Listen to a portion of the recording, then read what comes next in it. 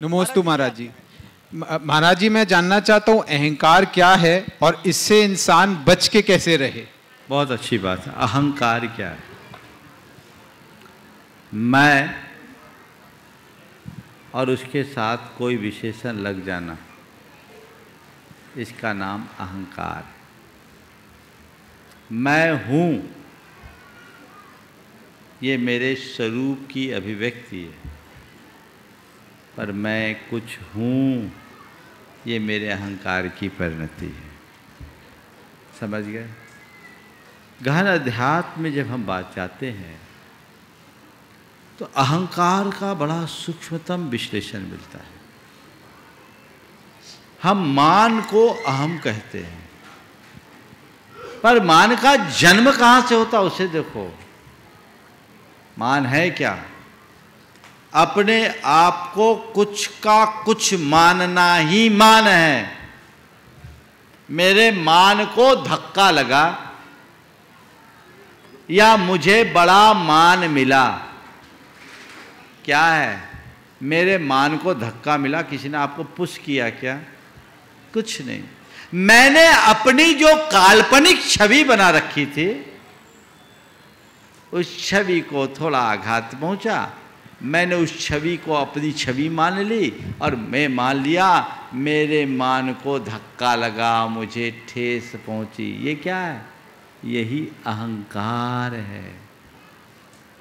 मुझे किसी ने थोड़ा सत्कार दिया, मुझे कुछ उपलब्धि हो गई, कोई अवार्ड मिल गया, कोई अचीवमेंट पा लिया, मैंने ये पा लिया, मुझे मान मिला, ये भी अहंकार है।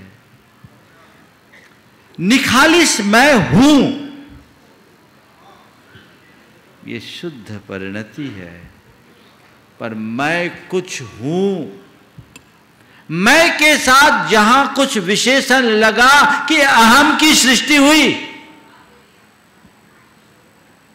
इसलिए मैं को मैं तक सीमित रखो, उसके साथ कुछ मत जुड़ने दो। मैं क्या हूं?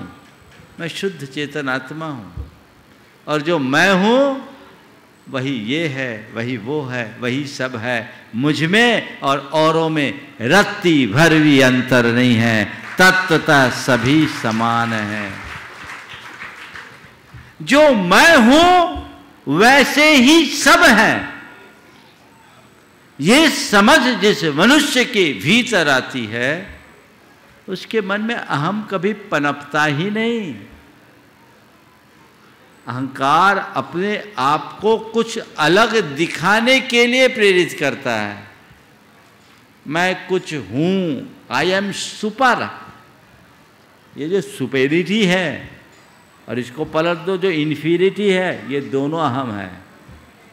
न मैं सुपर हूं, न कहीं से इन्फीरियर हूं, न सुपीरियर हूं, न इन्फीरियर हूं, बस हूं। संसार में सब कुछ अपने आप में है। जो है सो है, तत्वतः सब समान है। ये समझ जिसके अंदर विकसित हो जाती है, सच्चे अध्यात्म की शुरुआत वहीं होती है, और उसके ही चेतना का उत्कर्ष होता है। समझ गए?